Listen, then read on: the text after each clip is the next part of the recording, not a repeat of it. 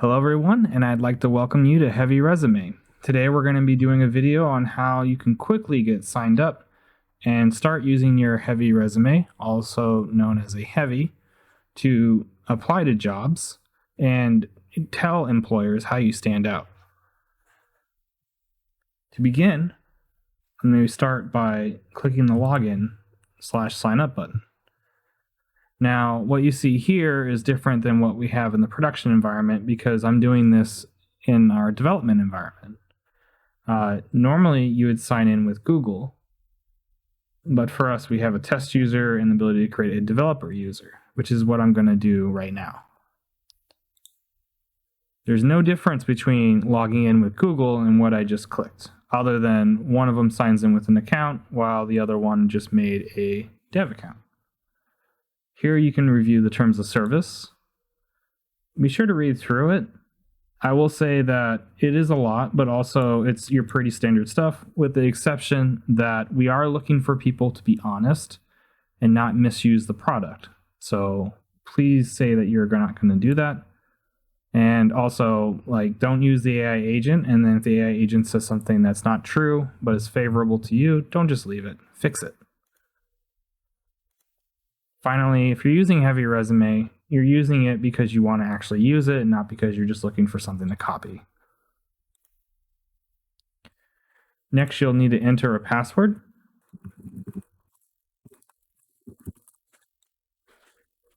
And then you'll be given an option to download an account recovery key. So if you click on this button, a download will start, and then it'll take you to the next section. You can see that the recovery key will show up and you can save it anywhere.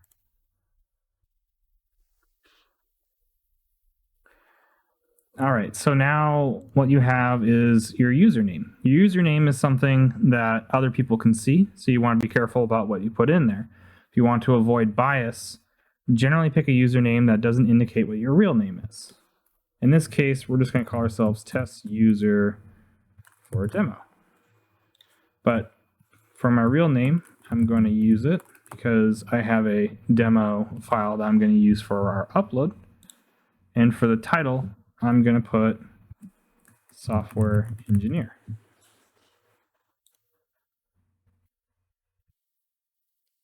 Now, one thing worth calling out is that the title does sometimes influence the AI agent. So what you put in your title may change what you see down the road. So make sure the title reflects what you want your resume to reflect as well. And if you have multiple things you want to be considered for, consider adding them both to your title.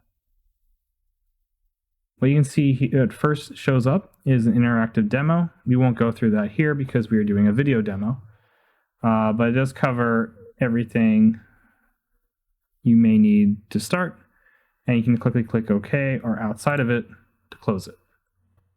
You can see on the top we have our navigation, and we also have this indicating how close we are to unlocking our Heavy Resume. Now, it is worth calling out that this flow is a little outdated because we're going to actually do a data import that automatically pulls all our information and essentially skips all these steps. But let's say you didn't do that data import, or let's say you started adding data. You won't have the option to do that data import, and you'll have to do each section one by one. Here we can see we can generate a pronunciation for my name, and that costs 1 credit, which you can see up here. Now, the idea behind credits is that this is a freemium business model, but right now, as of when this video is being recorded, there's actually no way to buy credits. So really what it is that it's a way of just limiting the amount of actions you do to help protect myself and the company's costs, because these language models are not free and actually do run up a bill in some cases. When everything looks good, you can hit save. In this case, I'm going to put that I'm a US citizen. I'm looking for full-time and part-time work. And these other things are optional. If, let's say I just wanted to get a job. It is the holiday season. I might put bridge job. For location, I should fill this in. So I'm located in the greater Seattle area. And I'm targeting the greater Seattle area and remote positions. I'll also clarify that I am a free agent. That's the term that we use for unemployed. And ideally, I can start in 7 days. So we can go to the next section.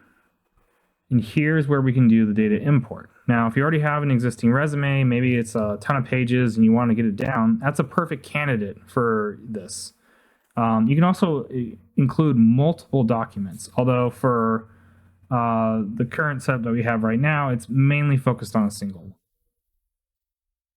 I'm going to go ahead and pause it while I select my document. And unpausing it, we can see that it has now begun processing it. By processing it, all it's actually doing is sending the document to a language model, and the language model is coming back and reformatting it for future use. The advantages to this approach is that it's a little more readable for it in the future, and ideally will have fewer mistakes. So you can see it takes a little bit of time depending on the size of the document that you're using. If it was a one-page resume, it would be done pretty quickly. And there it is. And we can click the Add button. And then we can click on Quick Start, which is how we quickly get to having an interactive resume, also known as the heavy. So this takes a small amount of time, and we will speed it up for the purposes of this video.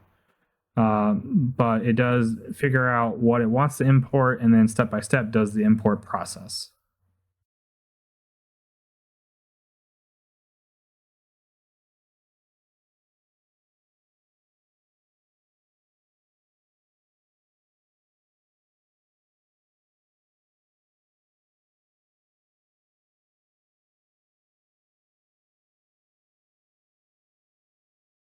So now that the import is completed, we can view our heavy. And remind you that the heavy is the interactive resume. And we can see what the AI agent has created for us. Now you notice here we have unvetted AI content in yellow. The way this works is that as the AI agent pulls information for you, we want you to vet it. We want you to be truthful. And so everything you haven't vetted yet will show up here in yellow. And we want you to go through it and correct it and make it truthful and accurate. Basically, we don't want you to be able to say, hey, I see something, but I didn't notice it, and try to have plausible deniability. It essentially take your time and actually vet things. So everything seems to be in that state, but not quite. And if you go through the skills here, you can see only some of them have it, and that's because for some of these, it was created by the AI agent, but it doesn't actually reflect very much about yourself. But here, if I go to backend development, I can see that there's a notes section, and the notes section does reflect what I've done. It's worth giving a quick tour of the heavy. So in addition to expanding elements, you also have the history. The history expands. It gives you an overview. You can list out your accomplishments, and you can list the skills used. Now, if a skill is mentioned but not in the sidebar, it'll have this little icon and won't be clickable. But for example, software development is in the sidebar, so if I click on it, it'll take me to it. Same with the tools and technology side. You can also see that in certain areas, you're going to have things that are split up. So for example, these are all the same employer. And also you can see that the time looks a little glitchy because in my source document, I don't really clarify when one begins and one ends. But I was doing different things. So this is like one of the things that you'd want to go and fix is like the start date and the end date. And so let's go ahead and do that now. So if we click on the edit button, click on our work history, we can go to the problematic import. And you can see here that the start date and end date is actually accurate for the whole company, but it's within that it's not. So here it says this one started at 6/2015, which is the same as when we started for the company. However, it is the most recent experience. And this is actually the oldest one. So we'll go ahead and swap the dates. So now our most recent experience is now at the bottom here, and our least recent is at the top. So now we can fix the start date for the least recent experience, in which case, I believe this one was right around there. I'm just going off of memory. I'll go ahead and hit save. And then now these should be fixed. And then one thing we can also do is edit things like the description and our accomplishments, the skills and tools used. And when we're done, press the accept button. And we can do that here as well. Now, I personally would add a lot more skills and tools, but for the purposes of demonstrating, this is what we have. Now, if we want to go back and view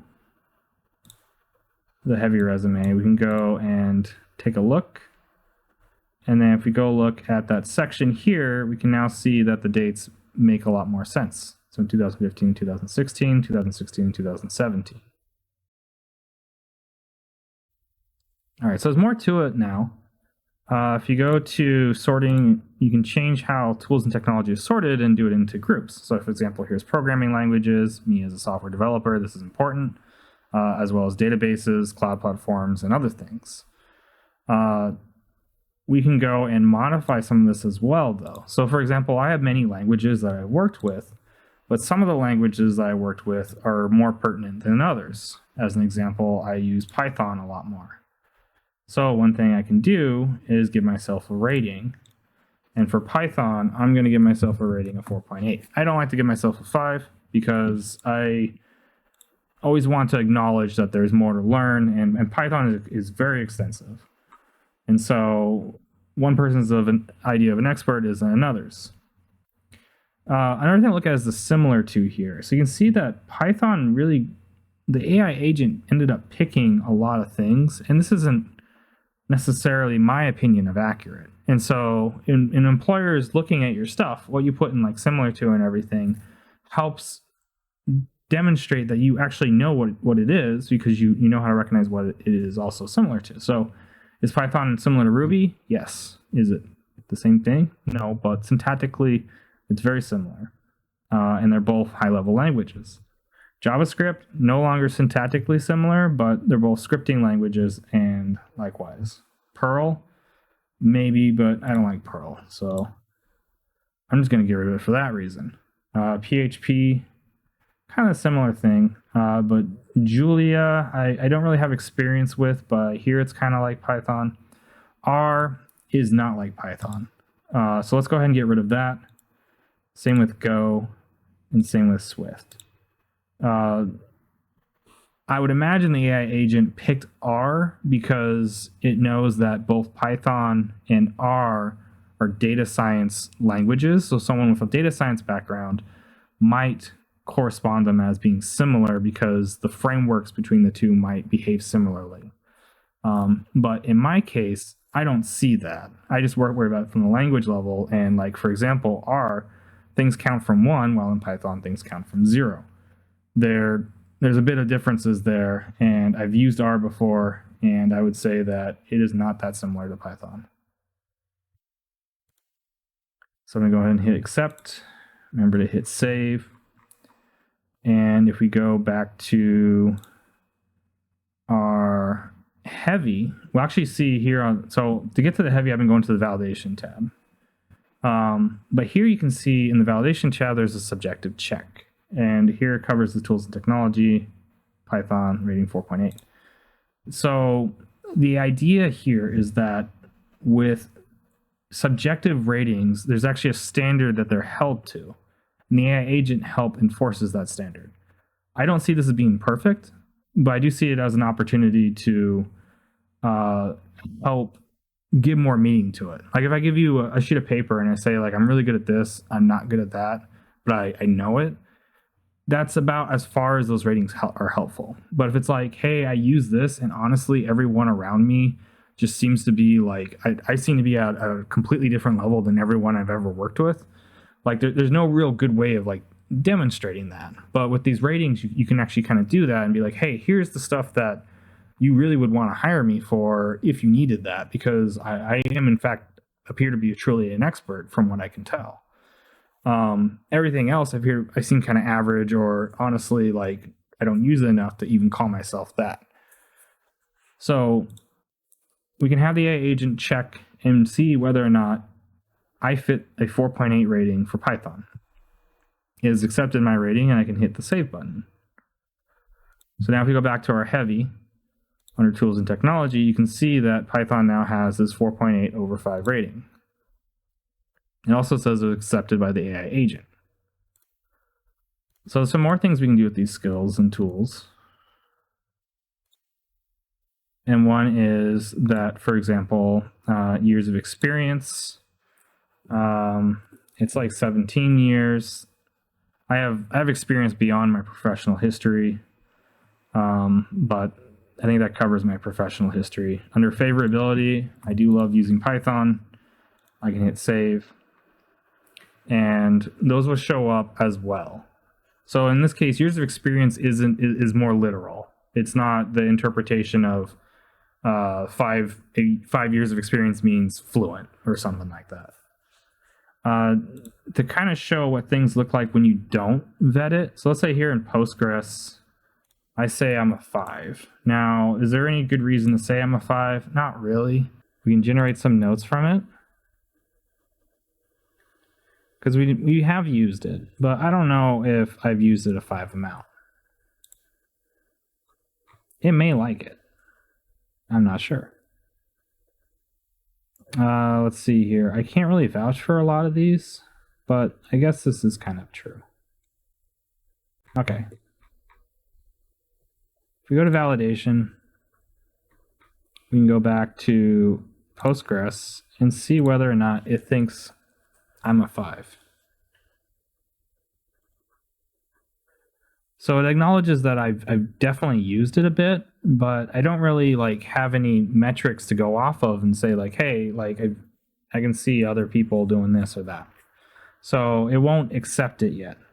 So one thing we can do is click justify, and then from there actually try to explain why we believe we're a 5, much in the same way we might try to explain it in an interview.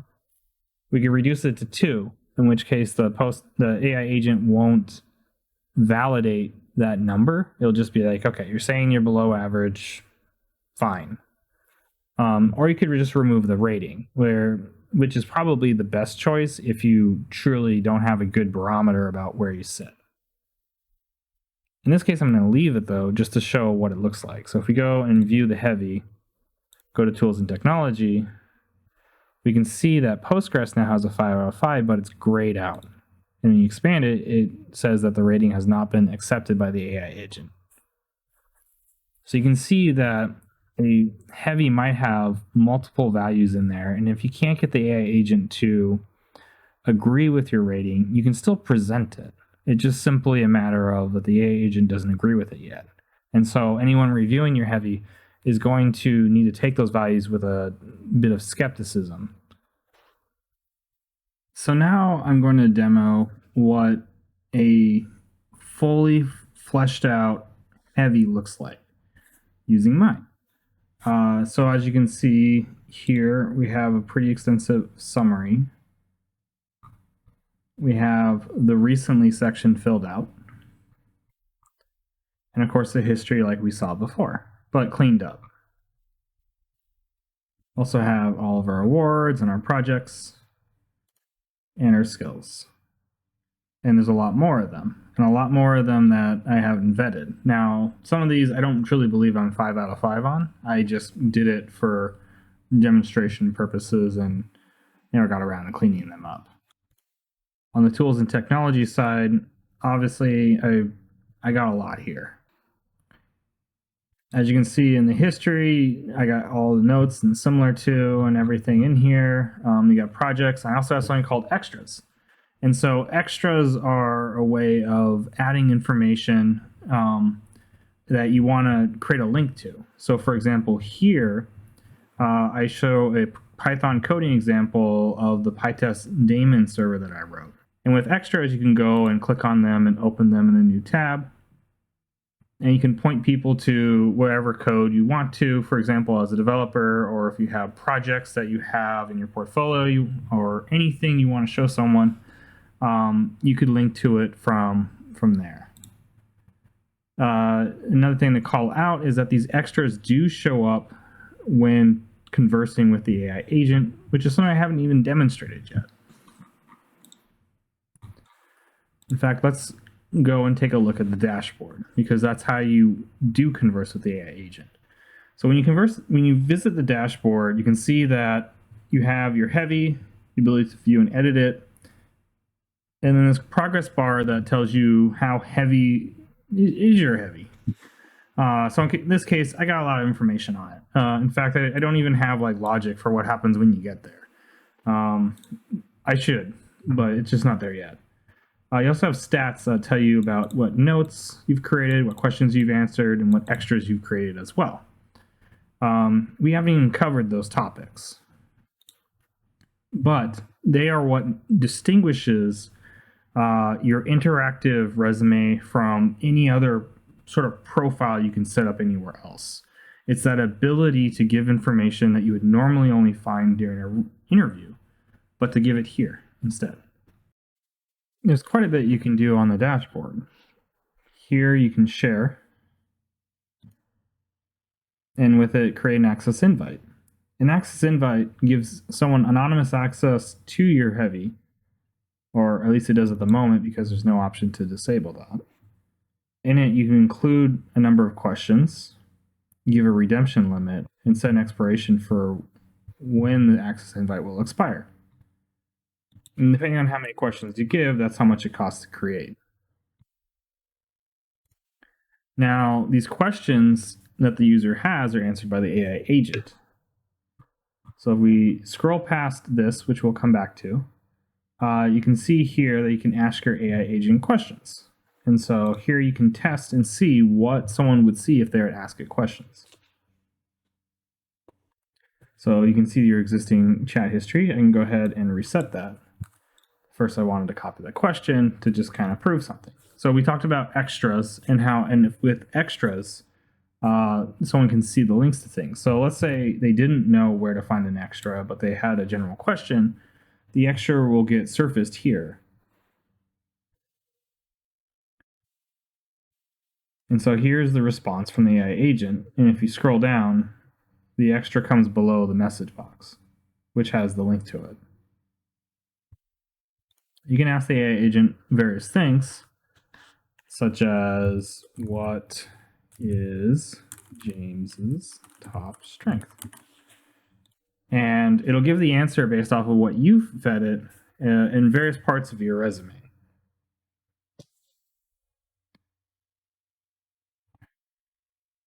So here I talk about my velocity, which I would argue, yes, is my top strength. And it gives an example from it. If you want to see where the information came from, you can click the little question in the corner, and it tells you what the AI agent was fed.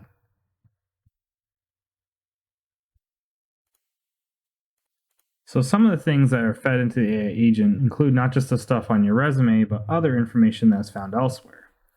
And so that's what you can see here, is that you can go to the Q&A editor and answer questions given to you by your AI agent. Or you can go to the extras editor and add extras, which we saw earlier. One final thing is notes. And now notes are intended to be something you add frequently. And what you do is you create a topic, and each topic can have a note, and each note can have subsequent notes for different topics. So you can see here under communication skills, I talk about a few things. Here I give different velocity metrics. And here I talk about LLM usage. If we decide to jump to the Q&A editor, you can see that it's right here under the editor, so there's other ways of getting to it. And here's where you can have different questions. So for example, here under behavioral questions, you can have things like describe a time you find yourself in multiple priorities and how you manage them. Or you can also answer new questions, like tell me about a time you went above and beyond for a project or task, and use the STAR method to answer. You can use these as practice when you're doing real interviews, or you could also use them to feed the agent so that the agent has more information about you. Now, we jump back to the dashboard, we can cover this job application section, which is quite important. So, when you have your heavy, you're going to be asking yourself, well, what do I do with it? Now that I have it, how do I share it? How do I have people use it? There's different things and different reasons you would use it. So, share, as we briefly mentioned, is for sending someone a direct invite. And so that is useful if you want to give them the URL to your heavy and they are prompted with an access code, and then they enter that access code to see your heavy. A job fit report, on the other hand, is associated with an actual job. So you'll find a job description and plug it in. You can plug in the URL that you got it from, and then you can create a job fit report. In the future, I see being able to just point it at a URL and fetch it, but currently that is not a feature. So as an example, I'm going to plug in a job description that LinkedIn thought I might want to look at. Reviewing the job description, I don't believe I'm a strong fit for it. It looks to me like this is more systems programmer orientated. It is something that I could probably do, though. I do have a lot of experience doing performance tuning, but in this particular case, they appear to be using the language Rust, which I don't have a lot of experience with. So here it's described a preliminary assessment of having a moderate fit. What this means is that it's done a cursory glance. It's going to keep on digging into it and extracting more facts, and then it'll come out with a final fit that it'll use for the rating.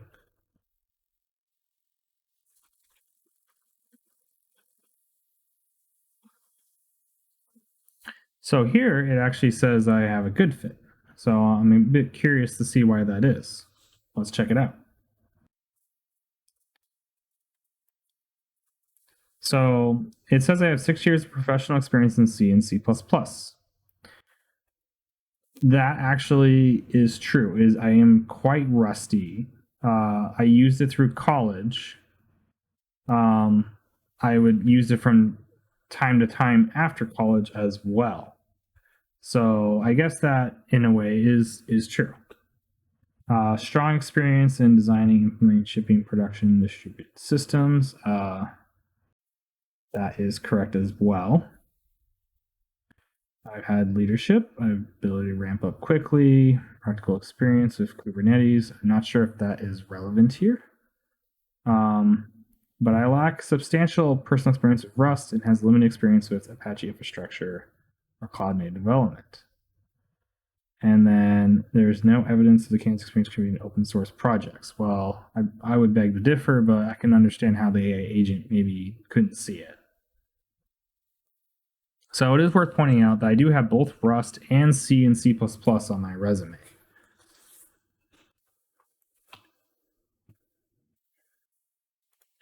So I think reviewing the job description, I can understand where the AI agent is coming from. It is not actually a perspective I would have personally considered, but now that I see it, I do see that maybe I'm a stronger fit than I anticipated. So it seems like even though they talk about using Rust and C++, which is what I would typically focus on, they are all looking for people who can ramp up quickly, which very much describes myself, and people who are top tier engineers. I have 17 years of experience and I've worked on a lot of hard problems, and I've also demonstrated that. So it does seem like that I am a closer fit to this than I first anticipated through those means. Now, does it mean I'd be a success? Unfortunately, I can't take a fork in my life, apply the job, get it, and try it out and come back and tell you whether the AI agent was right or not. And it's important to remember that the AI agent is working on less information than you are. And so you need to use your own judgment with this stuff. And basically, the idea behind it is that if you agree with the AI agent, then go ahead and share the job fit result. And here you can see that there's now new ways of sharing it. You can create a quick link to send someone over chat, or if you're applying to the job, you can generate a PDF resume.